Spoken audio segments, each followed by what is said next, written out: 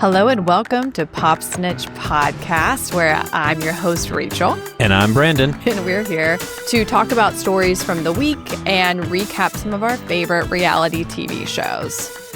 How are you, Brandon? Doing good. I'm doing good. Today was a scorcher here in New York. I've been sweating all day and I'm still recovering from my bike injury, which has, my knee is completely shot out and I've been trying to rest it. But when you live in New York, that's very difficult. Well, and I can't hear the end of it enough. Every moment of every day that we're together, you say some variation of my knee hurts and you've been to the doctor, you're okay. and yet. Yeah, you're going to continue to hear about it. I'm not going to lie to you. That's just going to be a fact of life here for a second. Okay, well, I guess I've broken like 30 bones in the last 5 years and you've had to take care of me. So I'll do my duty in sickness and in health. Amen. Hallelujah.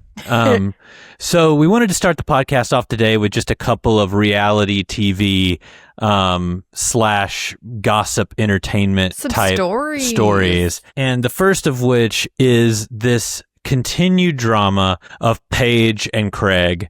Yes. Craig recently went on a podcast that you frequent, The Toast, and was saying some things that were troubling to me as someone who is always a Paige stan. Why don't you talk about that for a second? Sure. I was about to say, speaking of marriage, let's talk about Craig Conover. He was on The Toast with Jackie. Claudia's out right now. I have to say, I used to listen to The Toast. I have not listened to it once since they excused Elon's like weird salute. I knew their belief systems and stuff before, and I guess tried to ignore it for a while, but I don't listen to it at all anymore. I unsubscribed.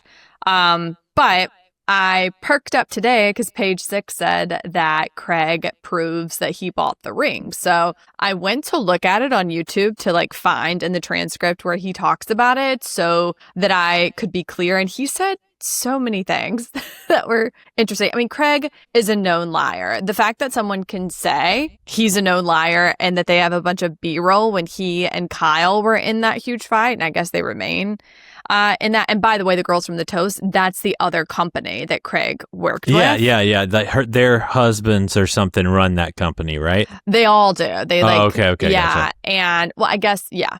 And so that was the big controversy on Summer House this past season, that Craig was like sponsoring and working as a brand ambassador with them.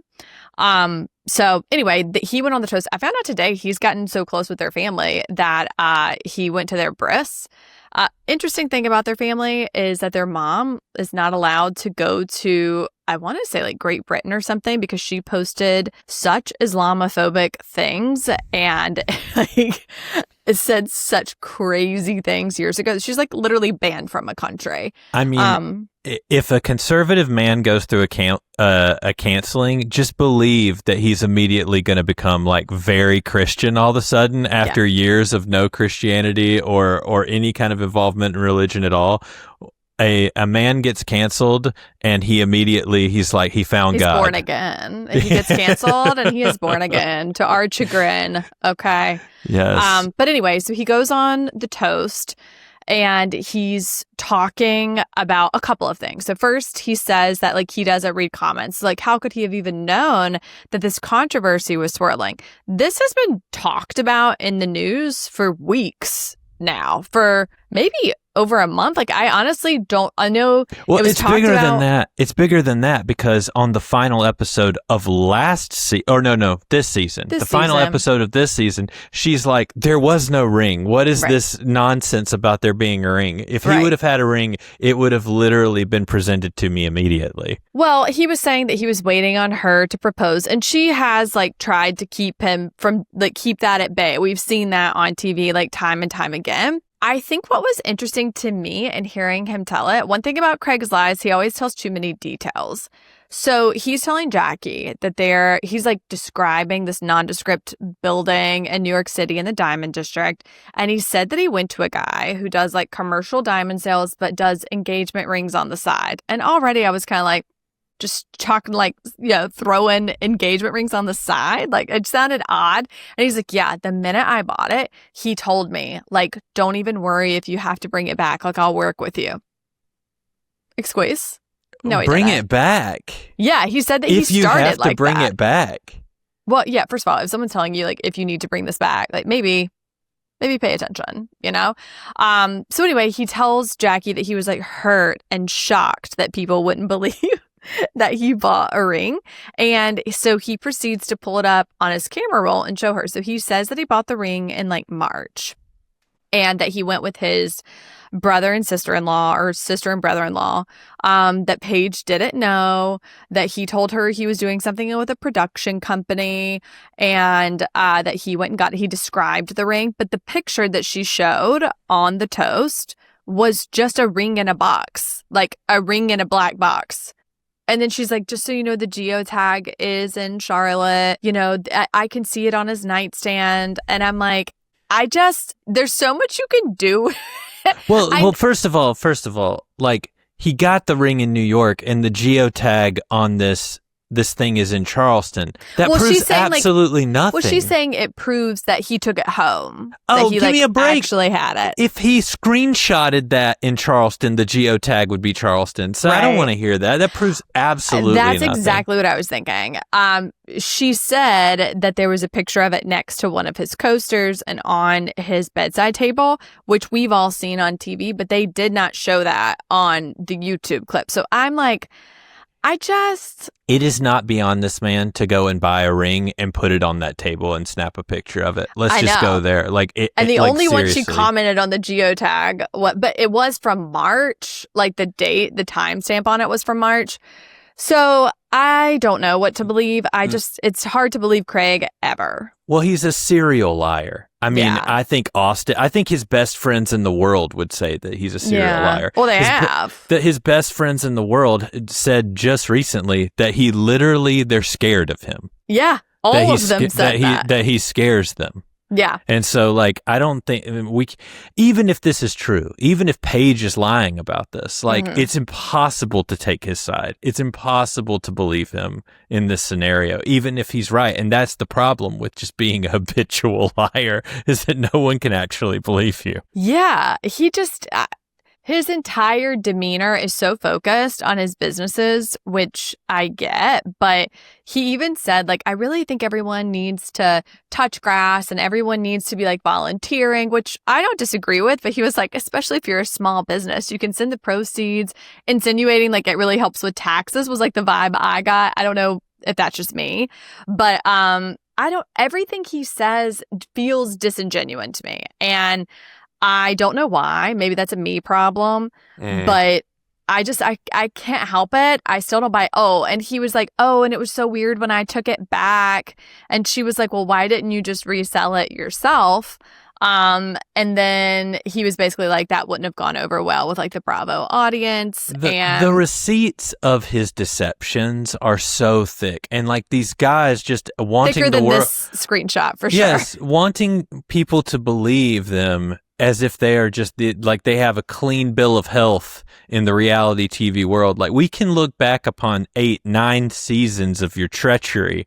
It's really hard to believe you. It's really hard. Well, one thing about the Bravo boys is that they want to mess around, want to act crazy, want to treat women like commodities. And then once they hit about 35, all of a sudden they're like, aside from Shep, they're like, you really should take me seriously. Like, I now would like a wife and family, and I want children, and so I have businesses. Look at me, I'm a businessman. Yeah. And it's like, no, you're not. Like, you're still getting paid primarily from TV, which is fine. But, and like, Craig does have, like, I understand he's like a small owner and all of these things. He's got people who run it for him, which is smart. But I think it's so interesting, like, that trope with all of the guys from Bravo, even Kyle on Summer House this season being like, I'm 42, I really thought I'd have kids by now. It's like, last summer, you were telling your wife that she wasn't ready for children. She was literally begging to move to the suburbs last summer. And he just kept like, I don't know. Don't know if I'm ready yet. Don't know if you're ready yet. You know, and it's like, and now this has been their relationship from the very beginning, though. I know, it's always been fraught. The scary part about the upcoming season. Yeah. Or like, are we going to see some disillusion of their... like a slow roll of a separation or something like that. I mean, he's DJing so much right now that I I'm Yeah, concerned. I worry about it. He's got a New Jersey gig this weekend. Mm-hmm. And like Kyle does have some of truly like the funniest one-liners on TV, I think. And I love how crazy he is, but I don't know. And I felt sorry for him. I feel like so much has come to light with the Craig and Kyle of it all as well. And we just rewatched that season to try to get more of a feel for it, to try to figure out what's going to happen this season. I am really curious to see who they cast because they've lost so many people. I think everybody else is confirmed. I don't know that Gabby's confirmed yet, but I think everybody else is, aside from obviously like Lexi and Paige. Yeah, I mean, they're starting. If they haven't already started, it'll start next weekend. I also learned something about Jesse Solomon from Page 6. I think I told you this yesterday, and it's that he's from Florida, and like so much makes sense now for me. Florida man. Florida man. Like that really checks out because he wasn't reading to me New York. Like I couldn't explain. And they kept saying he's from Chicago. And I was like, I guess, yeah, Midwestern, but he doesn't read that to me either. Florida, Miami. Okay. Now I'm understanding just a bit more. Right. Yeah. So the second story that I wanted to talk about is Tom Schwartz went on Lala's podcast this week. And as a former Tom Schwartz apologist, I was very interested to see kind of what he would say. And one of the questions, they did one episode, which is him talking about his involvement with the Valley and all of this. But the one thing that I thought was really interesting and I think could be talked about a little further is Lala did a Q&A, a second podcast with him that's just Q&A from fans. And the first question was, if you weren't on the show, do you think that you and Katie would still be married? And his answer to that was that no, that he actually owned the fact that he's just a bad boyfriend and a bad husband, and like fully owned the whole thing of like he caused the relationship to end. He just was not good, that the relationship had kind of soured romantically and all of this. So I was like, because I was fearful when I saw just like the pre-clip where it didn't have his answer, that he was going to be like, oh, it's the show, it's the fans, they drove us apart, and like all of that nonsense that some of the guys try to pull when this kind of thing happens. But he actually owned a good bit of it. So I was happy about that. Did he happen to say like what he's done since then to try to not be a bad boyfriend and husband? Well, I think the number one thing is not have a girlfriend or a long-term partner post the Joe debacle on the show. And so I think another part of it is, you know, what is that man going to do? Like, I mean, he's going to be on Love Hotel. Like, what is that going to look like? He's just going to stay in the Bravo universe, which like more power to him. He's making money. He's doing what he's doing. He has a great fan base. I think starting the podcast for him is really smart, to be honest. But I do wonder, did they say anything? Did they ask him anything about how he feels about Katie and her new man? Oh, yeah. He says he's really happy for her, to see her happy. They still have a good relationship with the dogs and all of that, which I'm happy to hear for Butters and Gordo's sake. Well, like the truth is, like they had been just best friends since almost the beginning of the show. No, the entire time. The only redeeming quality of the final season is seeing them rekindle their friendship and be able to laugh at each other, and for her to be zinging him again, but him to like, oh, thank God she likes me again because she's zinging me. Like I did like that. Yeah. I think it'll be interesting. Schwartzy, the only reason I think that he's going to work on the Valley, and we'll talk about the Valley in a minute, is because he kind of humanizes Jax, who is acting like the narcissistic person that he is, and I think they're trying to use Schwartz to soften that. But I don't know what his storyline's going to be. Is it just going to be like Jax's caretaker, BFF? Or are they going to want him to like go on dates and blah, blah, blah? Because honestly, I'm not super interested in that. I mean, I think we can just move right into the Valley stuff because some of the other stories I'm not that interested in.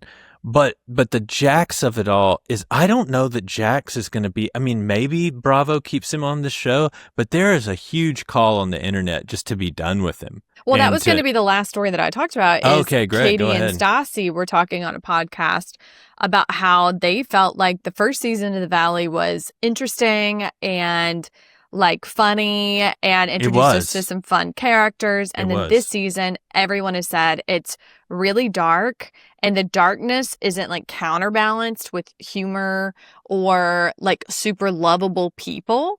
Like, I feel like even in the worst of Vanderpump Rules, like, you were still pulling for someone every season. Oh, there's not a season where maybe the last one is a little rough, but everything up to Ariana. that. Yeah, totally. Well, I think also there's a lot of chatter on the internet about like the showrunner. I don't remember his name. I feel like it starts with a J. But apparently the guy who did like the darker season of Vanderpump that was poorly received is doing this season of The Valley. And there was one other one that he led to its death, and I can't remember what it is. But he loves like a male redemption arc, and all like literally every single season that he's done has had this like villain to hero arc of some sort, or tried to. Well, can we please talk about this backyard seance with all the men in the Valley? So the Valley episode. Let's get into the recap Tuesday. From last night. Okay, great. So towards the beginning of the episode, Jesse invites his life coach, because the man could not be troubled to get an actual therapist or someone who is actually licensed to do the kind of work that he needs. Jesse will do ayahuasca, mushrooms, have a seance in his backyard, hire a life coach, anything but go to therapy. Truly. This is coming from people who are going to participate in a cacao ceremony on Monday. We sure are. Shout out to Ariana for inviting us to that. But they invite this Scott, the life coach, over, and he's obviously like deeply a part of the manosphere. I was going to say the same thing. I wrote that down too. Oh my word. My light just went out. Hold up. Let me. Yeah. Which light was it? The one that. Oh, perfect. There you are. Isn't it crazy how big of a difference that is, though? Yeah, that was wild. You literally just went completely dark. Completely black. Okay. Do you want to start over on the recap? I think we had some good stuff going there. So I'm just going to talk about Scott. Start talking about Scott again. Scott in the manosphere? Yeah. Okay. So it's pretty obvious just from the drop that Scott is deeply a part of the manosphere. He's talking about like some Joe Roganisms. He's deep in the Theo Von trenches. And he just starts talking about how men are the only people who can understand men. Mm-hmm. Fellow men are the only people who can really understand. And he's like, we're going to go around the circle, and the only way to speak to a man is to put your hand right on the center of their chest and tell them what's going on in your life and tell them how they've hurt you. And I'm like, this is very interesting to me. It was weird when he was talking about Danny and his drinking, which we'll get to in a minute, but he was like, were you a little squirrely? And Jason's like, what do you mean by squirrely? He's like, well, you're married. You got to be a little squirrely. Like all men are like hiding stuff from their wives or something. And I'm like, This is the life coach that Jesse has chosen. Yeah, he's so weird. Immediately, like, opens up with Jax, and he's like, you can put your hand on my chest. And I'm like, all right, weirdo. And then Jax's initial reaction is what his reaction always is, which is to be like, a lot of bad stuff's happening to me right now. And I'm like, literally every single thing in your life that is bad, you have caused. Yes. You are the impetus for every bad thing that you're like, I mean, I can't believe like I had to go to inpatient. Which was like somebody's house probably. Yeah. My wife's leaving probably me. Scott's. Scott probably runs that rehab. Literally. And then he's like, I haven't seen my kid. Meanwhile, we've seen like the B-roll of him getting like Botox and filler and getting a haircut and doing all these things and not bothering to call Brittany. And I'm like, what are you in his brain? It's so wild to me how all he can do is fixate on like, this really wasn't a good time. Like I really didn't need to be served these papers. And it's like, is there ever a good time to tell someone you're leaving them? And it's also Yeah, I mean, everything is always everyone else's fault. And it's like, I know I've done bad, but followed by everyone else's trash or what he perceives to be everybody else's trash. He did it the whole episode. And honestly, like, I'm done with it. The show, I think, would be better without him. When he's on the screen, I feel sick to my stomach. I can't enjoy it as much. And I just find him so toxic and honestly so pathetic that it's not fun to watch. You know? No, of course. And I think another part of it is, like, I think it was actually Jesse who started out the seance thing, right? Oh, like yeah, when he did with Luke. He put his hand on Luke, and I had completely forgotten that they had this, like, huge physical altercation, and he just, unloads on Luke, and, like, just made me want to get violent. And he was like, you caused it. You caused my violence. Like, okay. And Luke, just being a nice guy, was like, all right, man. Yeah, I'm glad we got this. Well, I mean, it helps when the guy's like holding his arm like this on your chest. Yeah. You know? I mean, what's he gonna do? Kick him in the shin? Exactly. Come on. So Luke was like, sure, man. Like, sorry about that. Sorry you felt that way. And this whole thing between Jason and Danny, and Danny's like putting his hand on his chest, and Danny, of course, trained in evangelicalism, is like starts by apologizing and like, hey, I'm sorry in all the ways that I've hurt you and the way I spoke about your wife, but like what you're saying about me isn't 100% true, but I hope we can just get past it. And Jason, like, just mirroring what he knows he's going to get from his wife later, is like, we can't forgive it all the way. I want it to be forgiven, but I can't forgive it all the way yet. We're going to still have to work on this. Yeah, it is interesting. I think your point last time we talked about this is that Jason and Janet are doing what they keep accusing Nia and Danny of doing. Yes. Which is like getting on a storyline page and just hammering it home. Yeah. I did think it was interesting that we have Jax. He's just come out of rehab right there. And they're like, Danny, you and your drinking problem. And what he did admit to was going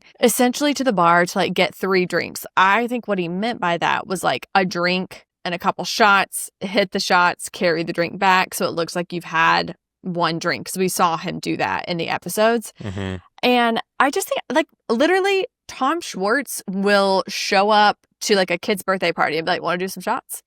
I'm just in this particular universe, doing some shots right before you walk away with a drink is not that big of a deal. And so I find it so interesting that they don't understand. And maybe I'm wrong. Maybe Danny does have a problem that I'm not clocking. His problem to me seems to be that he's got small children, a lack of sleep, and when he has alcohol, he does too much too fast and needs to get a lock on that. No, I completely agree. And partially, this is all based on what they perceive about this obviously Christian couple who wants in their minds to show something on TV that's not real. And so this is the first thing they've been able to identify in their coupling that is off. Like a crack. Or a crack in the veneer of because it's clear that image. Nia gets frustrated when he does it and that he's hiding it from her. Of course. And like, you know, that's the whole thing with it, and that is why. And that's a problem. But oh yeah, of course. But like compared to Jax, compared to even like compare the messiness of that to even what Luke and Dodie got involved in last year. Yeah, like it's just that like that's far more icky and cringe than anything Danny and Nia are doing now. I will talk more about the Danny and Nia Christianity of it all because we have a license to do so at the end. Yes. So we can talk more about why Janet's burn was so sick. At the Mexican restaurant, we go there. Again, Sheena is in this somehow. And I just don't understand what she's adding to the Valley at this point. She's just randomly at some dinners and then says nothing. And I mean, she obviously so desperately wants to be on the show, but I don't think the network wants the Brock and Sheena of it all. And I don't know many people who are clamoring for it, but because she's friends with these people in real life, she's able to kind of insert herself as like a secondary character. Which hats off to when you get laid off from one job looking for another one. I get it. I don't blame Sheena or Brock. Yeah. Heck, I'd be in there and be like, what's going on? Oh, you playing softball today? I'm showing up. But it's annoying because like last year, the showrunner made it a point to be like, our cast is full. we don't need more people. We're not pulling from Vanderpump. And then all of a sudden I have to see Lala on my screen. And Sheena and Brock actually irritate me less than Lala. Oh. Yeah. Even though, but I'm like, it's just unnecessary. Well, That's Sheena my and biggest Brock qualm. make sense with this group. I will say that. And I will say that Sheena is a great generator of gossip freakdom. And so I'm ready for that energy, but she's not bringing it, or they're not showing it. And if she's trying usually to bring like it, 6 degrees of Sheena, like someone new from Sheena somewhere. But you're right. This particular season, we're not, and maybe they're pulling that back on purpose because people were so annoyed by the idea. I don't know. No, that could be it too. And I mean, there's a lot of story this season, I will say. Like, I mean, they're dealing with the same story over and over. Like, I'm sick of hearing Janet complain that Kristen said that Jason took his ring off. It's obviously not true, and no one cares. Well, I'm talking more about like the Jackson Brittany of it all, the Luke proposing, Zach's involvement with that. Like, there is a lot of storylines going on, and to cover like full Brock and Sheena storyline would be a little bit much, I feel like. Literally, Sheena's entire storyline has been like hemorrhoids. And I mean, the whole thing is like old Vanderpump. Like, there have been interviews that say that like entire storylines in the friend group got completely cut out that were like big life moments because of something like someone that. else. Like somebody else's story kind of took precedent. Well, let's pop back to the restaurant. I think it's hilarious that it begins with Michelle just blaming Kristen out of nowhere and being like, can you explain to me why Jesse knows that Jenna slept with my boyfriend, Aaron? And Kristen's literally like, I can't explain that to you, as I do not know. Well, and I love that, like, she was able to still be blamed because her initial response was, who cares? Who cares who told him? Which was so funny that gave Zack a pass because Zack is the person who said it.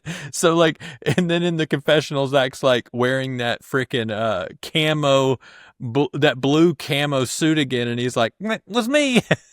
I have to tell you, this season, I'm obsessed with Zack. Like, he is the alpha male of the group that Jax thinks he is. Because let me tell you, the other men are afraid of Jax. He comes at them and they back off. He comes at Zack. He's like, oh, it's your show. It wasn't the last 30 days, bestie. Like, he absolutely shuts him down time and time again and is unapologetic. As soon as he leaves, and you know Jax heard this walking out, he turns around, he's like, everyone can unclench, Jax Taylor is gone. Like, he does not care, and Jax knows it. And I think that's why when he gets into it with him, he immediately leaves. No, I completely agree. And so we're still sitting at this dinner table. Michelle's trying. She's trying to generate that storyline, though. She thinks anyone cares about Aaron. No one cares except Jesse. Well, no. And also the whole idea of she's trying to get her moment in the sun of everybody's paying attention to Brittany, but nobody's paying attention to me, which I don't disagree with. Yeah. But that speaks more to how people pity Brittany than it does that they like her more than they like Michelle. They just know Michelle can deal with it. Right. I think that's part of it. And has been dealing with it. I think Brittany is warm. I think she's bubbly. I do think she gets a bit of a pass because none of the women are going to feel insecure towards Brittany. I think that they don't see her as a threat in the way they see Michelle as a threat, in my mind, because you watch them clock each other on things. With Brittany, it seems like pretty much everybody likes her. And I mean, I will say, like, good for her. There are so few people like that on Bravo and TV that when I first saw her, I was like, oh, this is fake. This is dumb. And while she is not my favorite, because I do think that she has made some terrible choices that were obvious and could have been avoided, it does seem like she's a nice person. And I love hearing her say, rotten hell, Jax. Rotten hell, Jax. It brings me so much joy when she wouldn't meet up with him. And she was like, well, I got all these DMs. People saying you out there drunk at your bar. And I'm like, oh, they're drunk at the bar, Jax. I know you're out there with all those girls. You're out there with those women at your bar. She's like, I ain't coming. Yeah. He's like, oh, you're not? You're not coming? She's like, yeah, No. I got these DMs from these I was girls. flooded with DMs. I loved it. I love when she gets like sassy with him. It's so funny to me. But back to the restaurant, which we keep trying to go back to. Janet absolutely loses her mind on Nia. Like, for nothing. She is hammered drunk. She's screaming. She's clapping. It's so funny that Jasmine called her a Karen because she is looking like textbook Karen. And all of the other women are like, Janet, like, pipe down. Like, literally. Hey, actually, Michelle's like trying to physically hold her back. Nia starts crying and she's like, oh, the tears, always Nia with the tears. But the line that got me the most, that was so funny, was when she goes, hey, Nia, get your to-go plate. Bye. What? I mean, this is why why my girl Janet, like, I mean, I do appreciate her on the show. I think she's unhinged, but You being a Janet stan, like, really makes me reevaluate my entire life because... Well, I'm sorry about that. I'm sorry like afraid you would like me if I acted like her. I mean, no, but I do like Janet. But I will say this, like, so she's never, I mean, we haven't seen Nia activated like Janet got to her, and Nia like stands up and just screams F you across the table and just screaming it, and they're bleeping it, and like Janet's kind of taking it because she's absolutely schmammered, but all the other eyes at the table are like, yep, they are shaken. Yeah, they are absolutely shaken to their cores. Yeah, because Nia is so like, oh, it's okay. And like when she got a little bass in her voice with Janet last time, Janet got up and left when she was like, hey, you need to watch the way you're talking to me. That's all she said. Literally. And Janet's like, I'm done with us. And I was like, okay. Well, that's the whole thing. It's like Nia was like crying and saying like, this is just all too much for me. It's too much. And she's like, what's too much? What's too much? You know what? Janet's got a chip on her shoulder, and we learned why. She said at the field day that she like was practicing magic instead of doing sports. And for me, that helped me see her in a different light. I'm like, okay, this actually makes more sense. Yeah, she was not a popular girl growing up. She was doing magic, you know. Maybe that's why she's mean. Like, I don't know.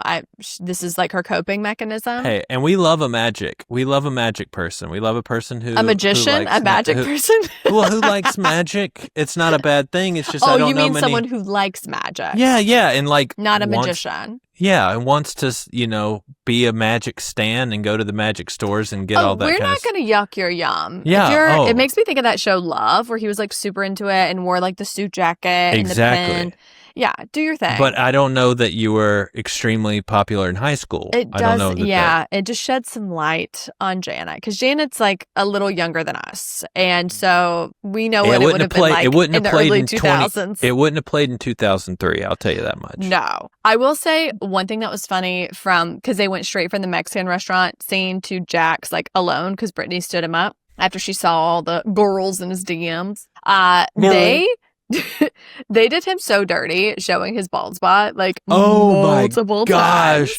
That, I mean, my brother, as someone who is on it, get you some finasteride, brother. Honestly, finasteride sponsor us. Okay, Literally, we're talking about you every episode. I'm trying to get a Hims sponsorship.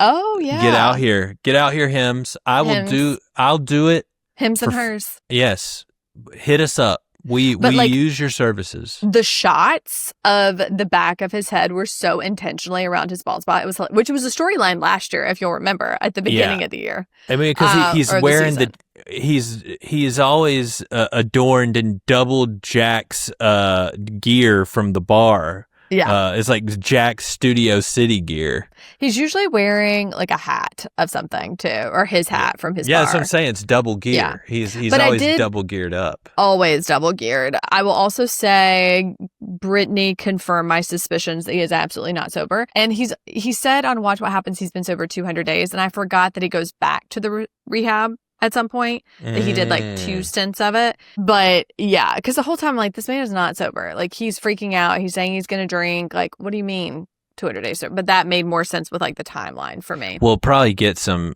information on that at the reunion, I imagine. Oh, that's true.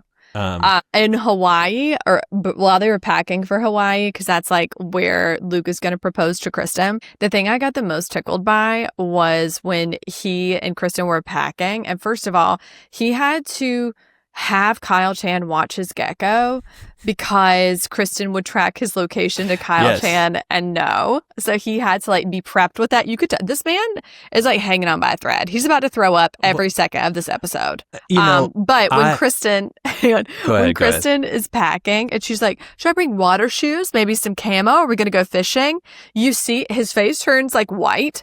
And then he goes, Nia said the girls were just going to wear like cute little outfits. And she goes, oh. And I was like, what a good man. A good man. Like, the thing is that Dodie, as with any woman who has been through the extreme relationships that she has been through and been treated like she has been treated, the first time I watched Vanderpump, I will admit, like, I was not a fan of Kristen. I thought she was completely insane, crazy. The second time through, I was seeing this in a completely different light. This is a person with trauma and meaningful trauma from multiple partners, all this stuff. And like the fact that she can even like have a decent relationship is a testament to her. A testament to her character. Well, she's done years of therapy. Yes, and the fact that she's found Luke, a guy who can kind of see these things coming and be able to kind of prepare her for different aspects and like kind of like almost like not clean up after her, but he rides for her. He does. And I think that's what she needs. And she finally has it. And that's what Jesse was so mad about in that ceremony. He's like, I don't like that you blindly follow your girlfriend. And it's like, oh, you just hated your wife. Let me tell you. What? I ride for you when you are dead wrong. Like you could be out here spouting lunacy, and I'd be like, she's right. And see, that's why we've been together for 20 years. Yeah, that is free marriage advice. Men ride for your girls. Yes, 100%. Well, and I think like we can skip kind of towards the end too. Speaking of Jesse, his quest to figure out if Michelle cheated on him with Aaron is so interesting because he doesn't like Michelle. He didn't what like does her. It matter? Their marriage was a sham. That's my thing. I'm like, he is not mad that Michelle left him because he loves her. He feels like he lost a game thought he was winning. No, that is the issue. So he's hiring like a life coach. He's telling other people don't blindly follow your girlfriends or your wife. And I'm like, no, I actually respect that Luke and Jason and Danny ride for the girls, like every single one of them. And you know who doesn't and who's getting divorced? X. You know who doesn't and is getting divorced? Jesse. So I don't know. Maybe look around, read the room, buddy. No, I don't disagree with that. That sounds 100% rational. Also, his expectation that Aaron call him and discuss whether or not this is like an appropriate relationship was crazy. No, that he's going to spend time with his daughter, and so he should be calling him and asking if that's appropriate and all of this. I'm like, that is the mother's, like when the child's with the mother, that's Michelle's job to make sure that that's okay and that's going well. It was such a bizarre, but again, it's all because he feels like Aaron is winning and that he's losing. And like, he has a girlfriend. Could you imagine watching this and Jesse being like, Lally is sick. Yes, the man is sick. He is detestable, like for sure. All right, last thing for the Valley is the pool conversation with Nia and Jana. It is chef's kiss. Nia is funny when she's mad. I'll say that. Yeah.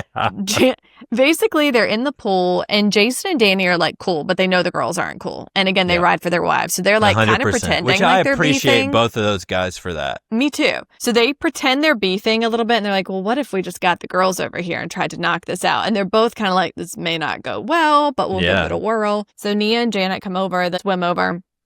And Janet's like, first things first, like, I want to apologize. I had, so many margaritas. I was so drunk. And Nia goes, that early in the day? Oh, and I was she like... She ate with that. And I'm like, honestly, good on Janet for not exploding right there because that would have sent me. That would have sent me. I would have been Janet over the edge. respected it, to be honest. Well, and Janet retorted in the most vicious way that only people who grew up in evangelical like society will understand. And she says, you know what? You're right. I deserved all of those FUs. And it was so perfect because if you're like actively in that society, I don't know why I keep censoring myself. Like I can curse if I want to, but I keep not. Yep. But anyway, I think that for them, like you were saying earlier, the evangelical mindset is like, oh, I'm going to go on the show and like show them how God is good. He's blessed my marriage and there's nothing wrong. And so what Janet is doing subtly there is highlighting Nia losing it and cursing at her multiple times and saying it like, you know what? I deserve that. I took it on the chin. Like it was absolutely next level shade. I gasped. I said that Janet saying that was next level shade. Yeah. Oh, I mean, it definitely was. And I mean, and I don't think many people caught it either. Yeah. Like that, like that's what was happening there. Yeah. I think it'll be interesting to see how that develops. I kind of agree with Stassi and Katie about this season that it's been dark. And I'm tired of it being like revolving around these bozos. Like I'm done hearing about Jesse and I'm done hearing about Jax. And there's nothing in my mind that either of them can do to have a redemption arc with me as a viewer. I think they are both deeply troubled men. And the women that they were in relationships with are traumatized in a way that makes me fear for any other person who wants to be involved with them. I don't disagree with that. Okay.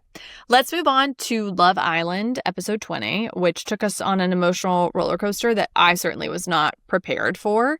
I will say I did a 3-part on Instagram and just like a 10-minute video on the Jeremiah interview with Nick Viall today, where everything I previously believed was confirmed in terms of him being a good guy. So definitely go watch that for more of a breakdown there. But let's get into it. What did you think about last night? I mean, what we talked about on the last episode really came true for us because we were talking about how concerned we were that somebody who was left without a partner was going to be in danger of going home. And of course, they really played that up throughout the whole episode. And we finally get to the point at which, you know, now we're going to lose 2 people. Mm-hmm. And as they go through that really slowly, we find out that for the girls, it's Alandria, who is like a crowd favorite. Everyone loves her online. I love her. You know, she just had a big moment in the whole Megan the Stallion of it all.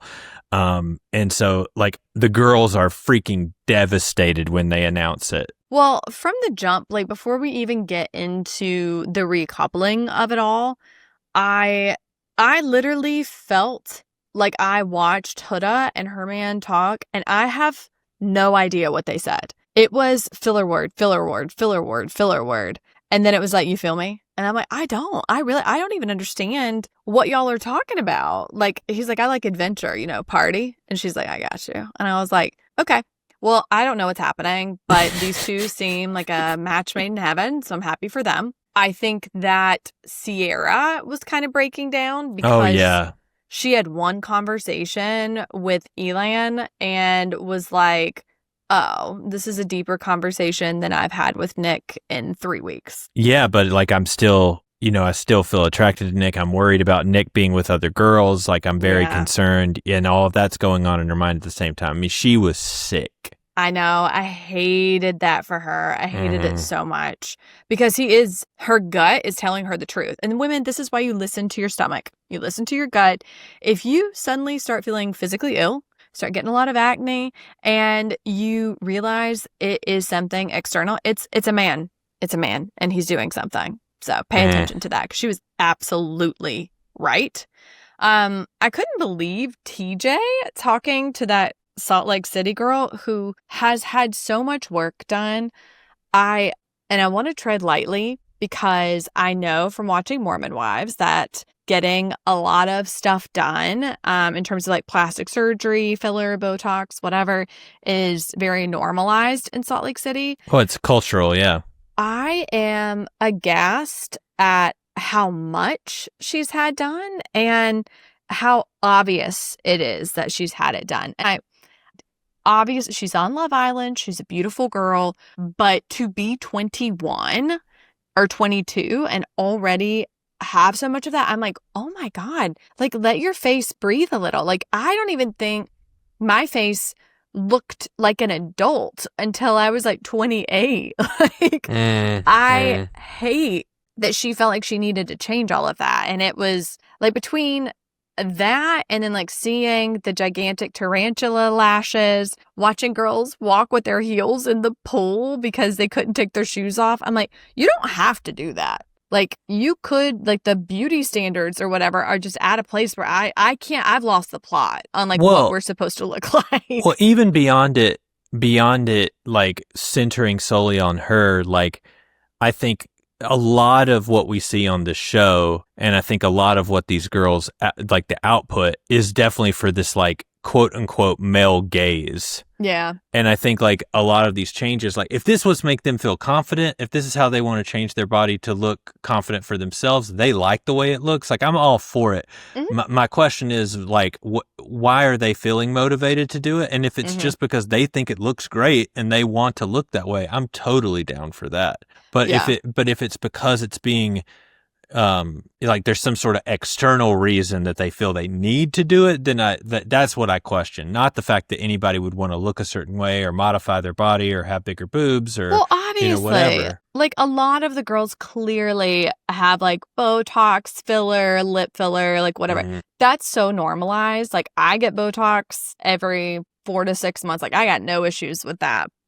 And I don't have issues with it at all. But I think what makes me sad as like an elder millennial is looking at it and realizing that like we in our 20s looked younger than these girls do not because they look old, but because they're getting specific work done that is typically done on older skin.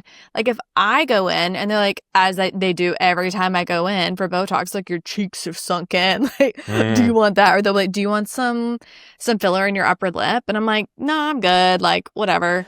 But like they have the look of a woman in her 40s, like when you do that much. Well, what's so funny about that too is like Carrie Coon came out in an article this week talking about how she's always being offered these roles that are much older than her because she hasn't had filler done and she hasn't had these things done.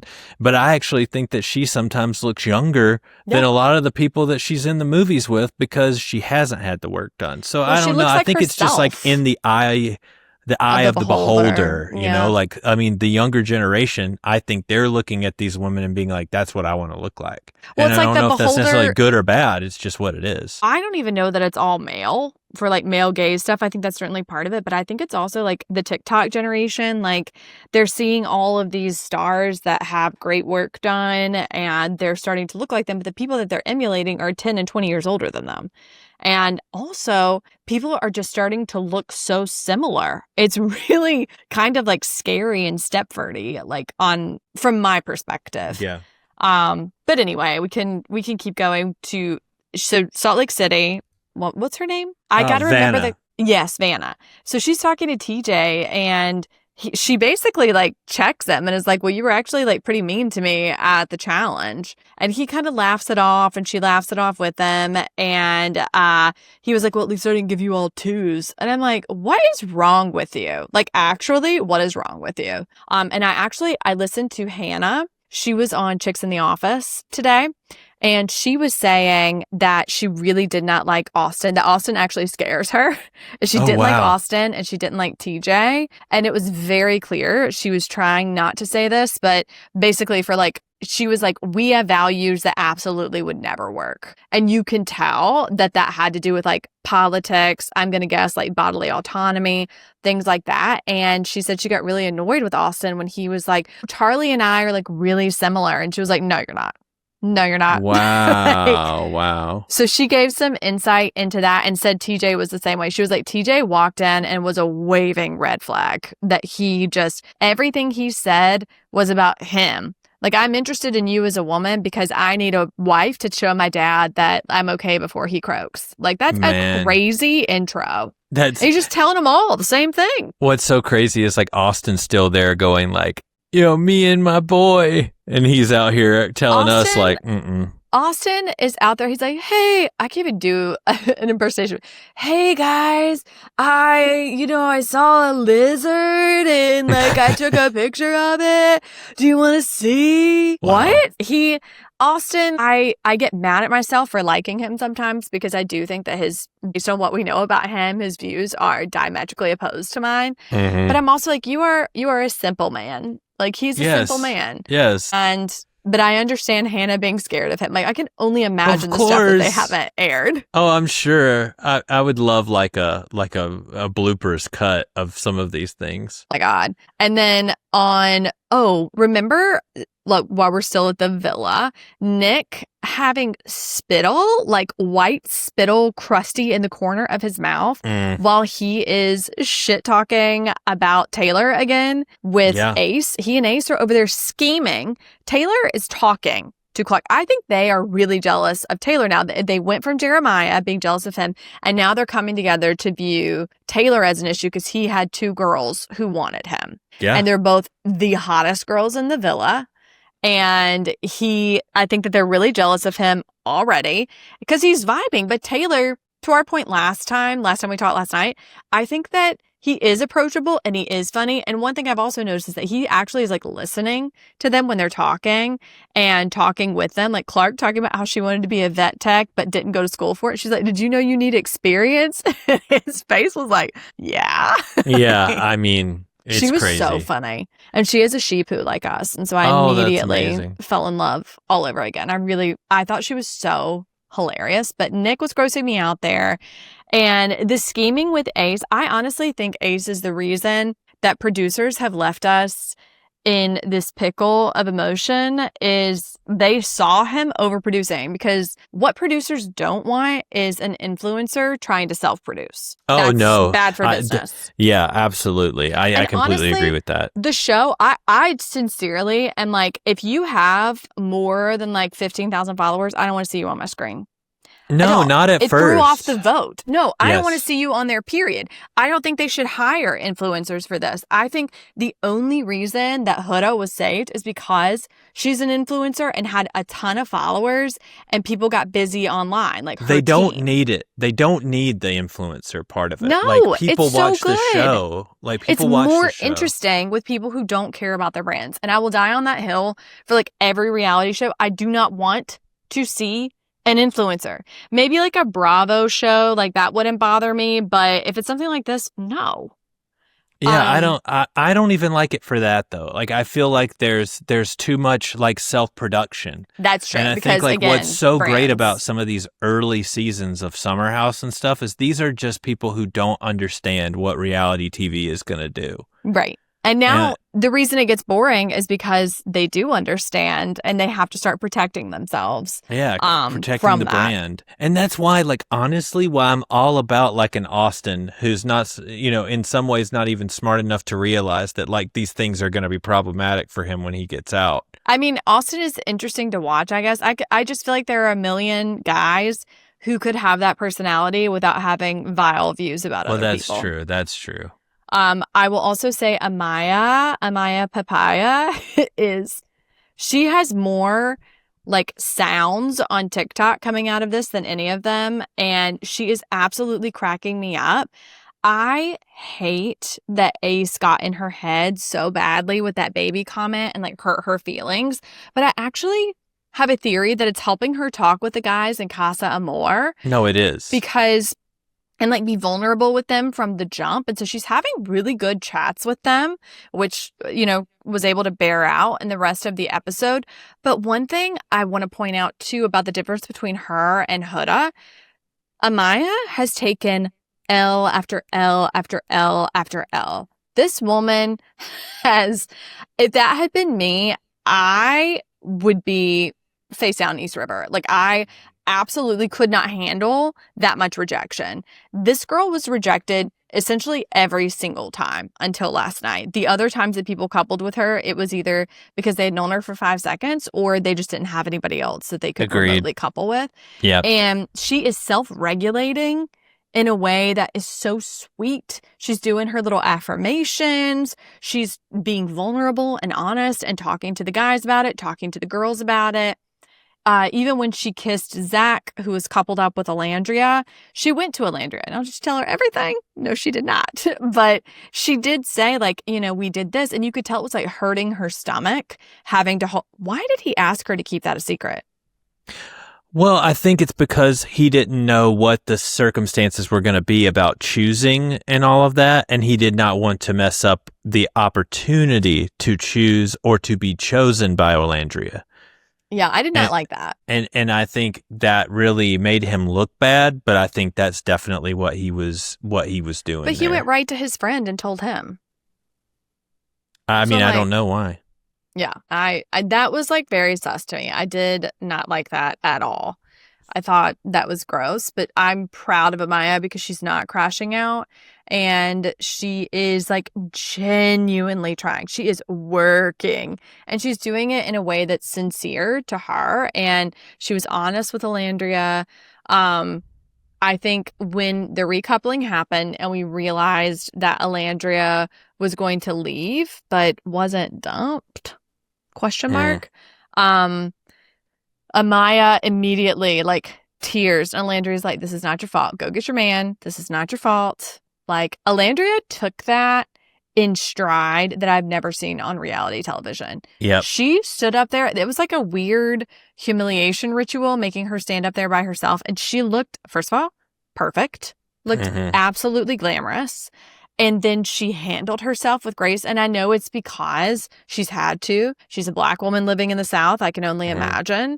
But I thought it was so interesting that the girls, immediately lose it. And she goes upstairs and Huda is wailing like someone has died. Oh, if I never hear her cry again, it'll be too soon. Yeah, it's really upsetting to me because the whole thing, and we can get into these, quote unquote eliminations. Right. So Alandria gets eliminated. It seems like she's going home. She leaves. They switch over to the guys back at the villa and they go through this long process of recoupling to where Nick and Austin are basically have, what's that girl's name? Jaden, yeah. So Jaden is basically picking between Nick and Austin to decide who goes home and who stays. And she ends up picking Austin, which is so surprising in the moment. Honestly, I was shocked to my core. I think Rachel put up a story of me freaking. But I'm just really, really surprised. Nick is devastated. He feels like he's going home. He feels like his whole world has been shattered, that he's like wasted. He's just freaked. I'm so glad it happened. I hope it was a wake-up call for him because regardless of whether or not he returns, he and Ace and Taylor thought they had manipulated this entire thing. No one is safe. No one is safe. That's what the producers are saying. And whatever you think is happening, it's not. We will literally change the rules to stop you from doing the gameplay that you're doing. Well, and okay, so anyway, they're walking, or Nick's walking out, and Alandria pulls up in a car and it's like, get in. And obviously there's some sort of twist here where they're going to either be coupled up or they're going to be shoved back in once they come back to the villa or whatever, which, honestly, I feel like it's a little bit too much of a manipulation of emotion because you go through the whole thing of having to deal with the fact that two fan favorites are being voted off, which I think actually makes the show better. And then to pull the rug out from under it. And now next episode, what are we going to do when someone else has to go home? What if Shelly has to go home? What if, you know what I mean? I just feel so manipulated by that whole situation. Well, and I don't like it. Apparently someone was saying that Ariana really tried to warn us when she said at least twice an episode or two ago, everyone will come back to the villa from Casa Amor. She emphasized that. I don't know. I have no idea what that's going to look like. And again, I think that they're having to do it because it's clear Ace watched at least last season and is gaming the system to try to win. And have you seen the TikToks where he's having the people he's teaching to dance say Happy Valentine's Day, Shelly?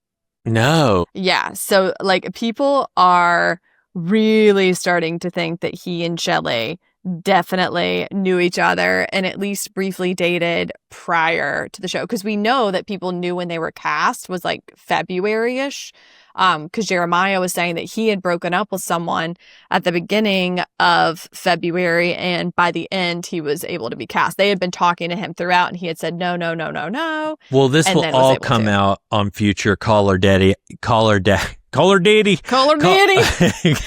the South. We love Caller Daddy.